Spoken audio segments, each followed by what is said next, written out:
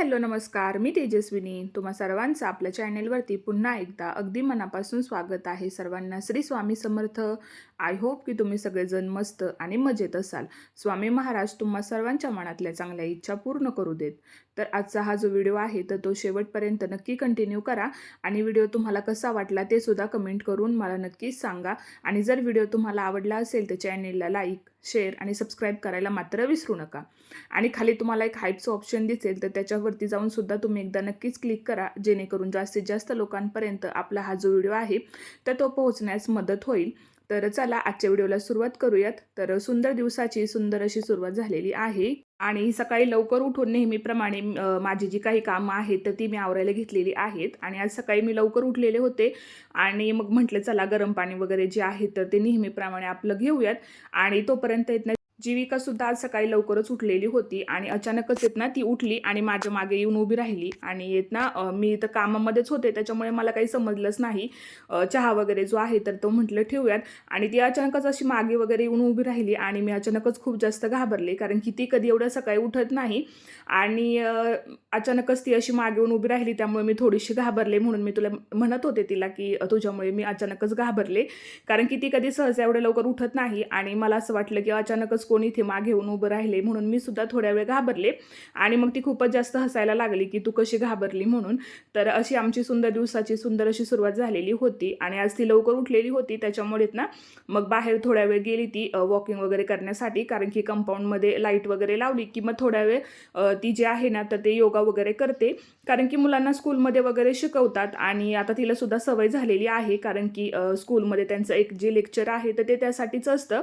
त्याच्यामुळे मग कधी मुलांचा मूड कशाचा होईल काही सांगता येत नाही.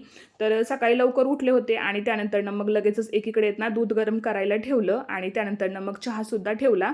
आता चहा तर काही मी घेत नाही, पण सगळ्या जणांना चहा लागतो, त्याच्यामुळे मग सगळ्यांसाठी इथे चहा जो आहे तर तो ठेवलेला आहे. मी दिवसातून एकदा चहा घेते, त्याच्यामुळे मग सकाळी काही चहाची एवढी अशी क्रेविंग होत नाही, कारण की आता बरेच दिवस झालं सकाळचा जो चहा आहे तर तो मी स्किप केलेला आहे. नाहीतर पहिली माझी अशी सवय होती की उठल्यानंतर पहिल्यांदा चहा घ्यायचे, पण आता बरेच दिवस झालं ती सवय माझी मोडलेली आहे. आणि मग म्हटलं आता इकडे पीठ तर मला मळायचंच होतं, तर म्हटलं चला तोपर्यंत बटाटे जे आहे ते कुकरला लावून घेऊयात, कारण की आज तिला टिफिनमध्ये मला आलू पराठा द्यायचा होता. आणि मग म्हटलं जोपर्यंत कुकर होतंय तोपर्यंत आपलं पीठसुद्धा मळून होईल, म्हणजे काम जे आहे तर ते पटकन आवरतं. आणि आज मी सगळी गॅसची जी काही कामं आहेत ना तर ती मी माचीस घेऊनच करत होते, कारण की लायटर जो आहे ना माझा तर तो खराबच झालेला आहे. म्हणजे त्याला मी चार्जिंग वगैरे करते पण तो काही चार्ज वगैरे होतच नाही आहे. तर तो लायटर जो आहे ना तर तो मी ऑनलाईनच मागवलेला होता, पण काय माहिती काय झालं अचानकच तो बंद पडला. आणि जास्त दिवस माझ्याकडे काही लायटर राहतच नाही, त्याच्यामुळे मला सतत माचीसने जे आहे तर ते गॅस चालू बंद करावा लागतो. आणि कितीही लायटर आणले ना तरीसुद्धा असंच होतं, ते काही जास्त दिवस टिकत नाहीत. पण आता बघूयात, म्हटलं आता पुन्हा एकदा लायटर जो आहे तर तो मला घ्यावाच लागेल.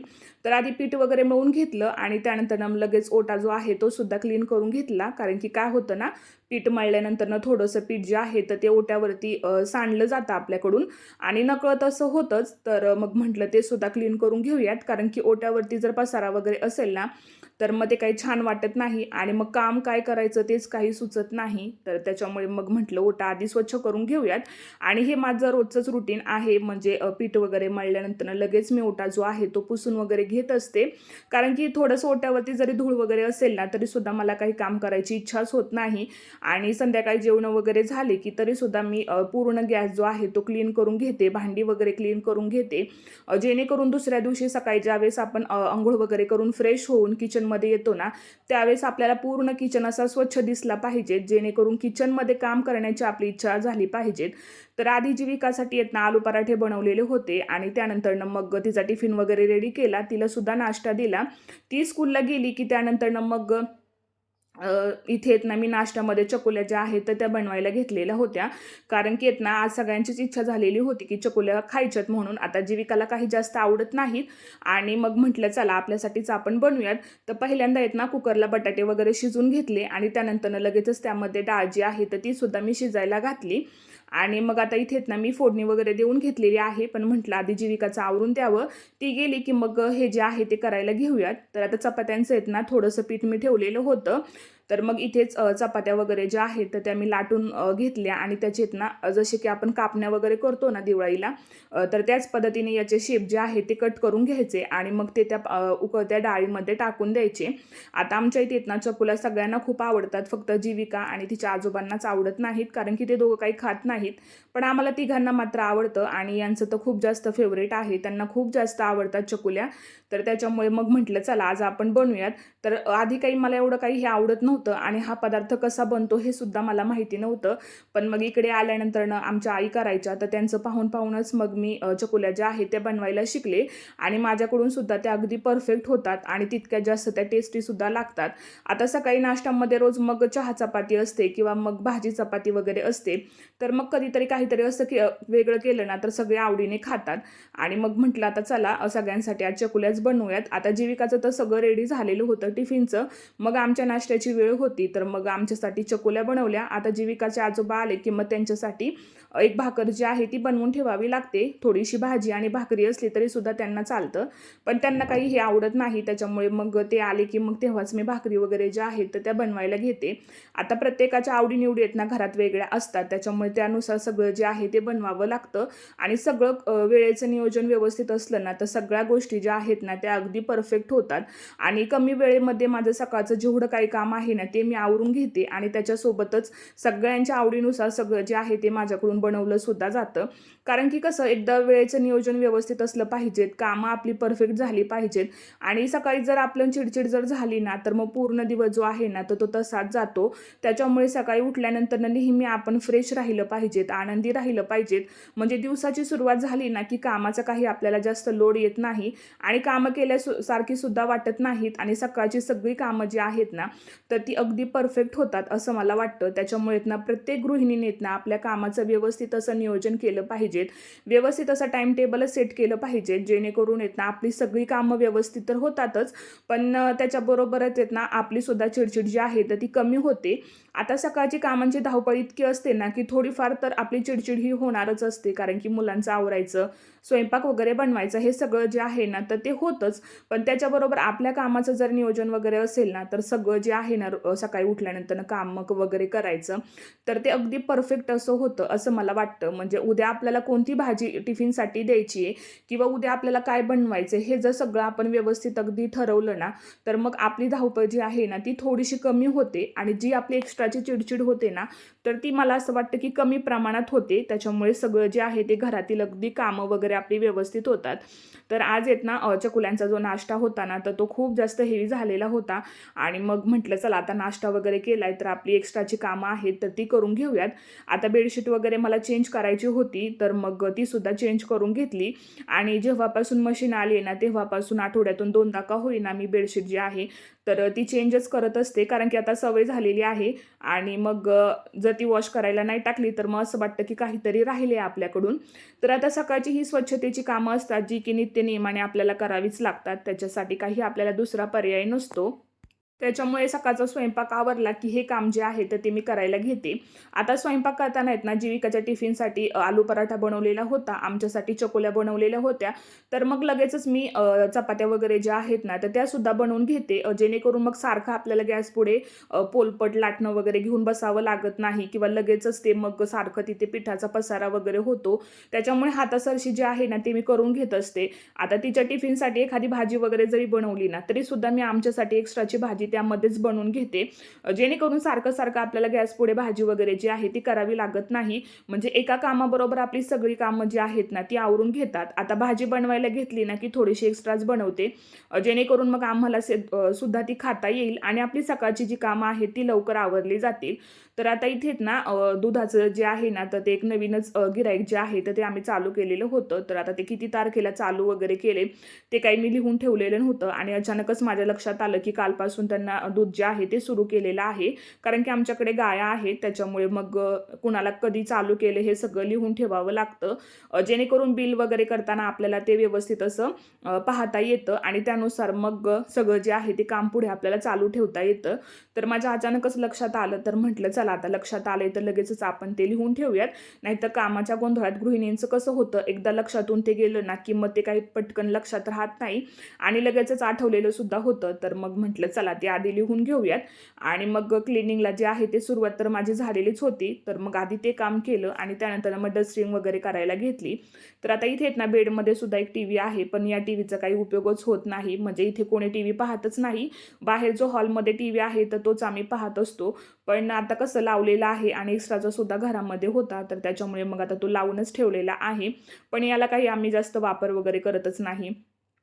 आता मग म्हटलं चला याच्यावरती सुद्धा थोडीशी धूळ वगैरे आहे, तर ते डस्टिंग वगैरे करून घ्यावं. कारण की आता धूळ वगैरे घरामध्ये असली, की मग कसं आपल्याला सुद्धा ते व्यवस्थित वाटत नाही आणि मग ते धुळीचे सगळे कण सगळीकडे दिसले, तर मग ते थोडंसं पाहताना सुद्धा वेगळंच वाटतं. त्याच्यामुळे मग 2 दिवसातून एकदा का होईना सगळी क्लिनिंग जी आहे तर ती मी करून घेत असते. आणि इतकं याच्यामागे धूळ होती ना, की दिसताना तर ते काही इतकं सहज असं दिसत नव्हतं.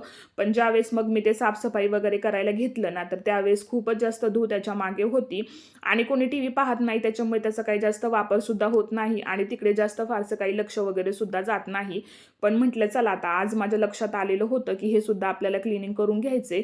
तर मग म्हटलं चला ते सुद्धा लगेचच आता आपण क्लिनिंग करून घेऊयात. आता बेडरूमची वगैरे सगळी क्लिनिंग झाली ना, की त्यानंतर मग मी हॉलची साफसफाई करायला घेते. आता एखादी गोष्ट जर आपण क्लीन करायला घेतली ना, तर मग ते पूर्ण क्लीन करूनच घ्यायचं असं माझं असतं.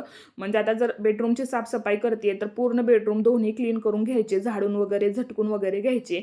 जर हॉलची साफसफाई आधी करत असेल तर पूर्ण हॉल आधी क्लीन करून घ्यायचा आणि त्यानंतरच मग आतली जी बेडरूमची कामं असतात क्लिनिंगची तर ती करायची, असं माझं कामांचं नियोजन असतं. जेणेकरून मग इकडे थोडंसं तिकडे थोडंसं असं करत बसलो ना, की खूप जास्त धावपळ होते.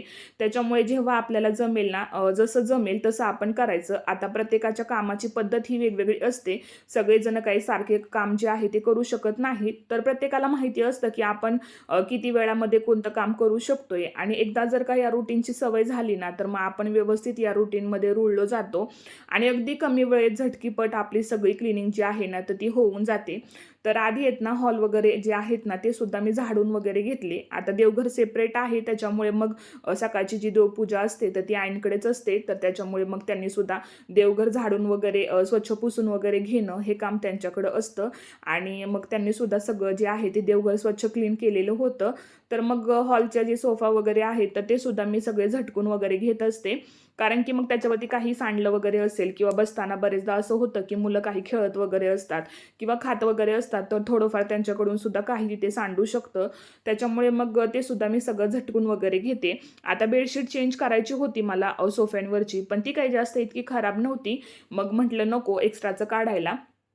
हॉल वगैरे सगळं स्वच्छ झाडून घेतलं आणि मला असं वाटतं, की सकाळी-सकाळीच आपण हॉलची जी साफसफाई आहे ना, तर ती केली पाहिजेत. आता बऱ्याच ठिकाणी आहेत ना, मी असं पाहिलं, की म्हणजे झाडूवाल्या ज्या ताई येतात ना, त्यांच्या घरामध्ये फरची पुसायला, तर मग त्याच ते झाडून वगैरे घेत असतात आणि काही-काहींच्या इथे ना अक्षरशः 12 वाजले ना दुपारचे, तरीसुद्धा ते वाटच पाहत असतात, की कधी त्या ताई येतील आणि म्हणजे झाडून वगैरे घेतील.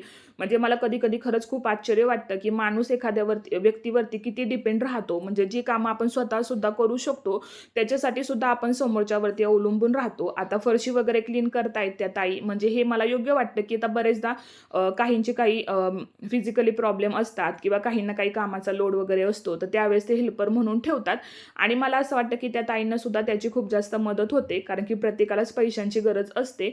पण मला असं वाटतं, की निदान त्या येईपर्यंत तरी आपण आपलं जे घर आहे ते तरी निदान झाडून घ्यावं, असं मला वाटतं. कारण की दुपारी 12 वाजेपर्यंत थांबणं, त्या कधी येतील आणि कधी झाडू मारतील, म्हणजे प्रत्येक गोष्टीवरती आपण दुसऱ्या व्यक्तीवरती अवलंबून राहतो आणि मला असं वाटतं, की सकाळची घरं आहेत ना, ही सकाळी झाडून घेतली पाहिजेत.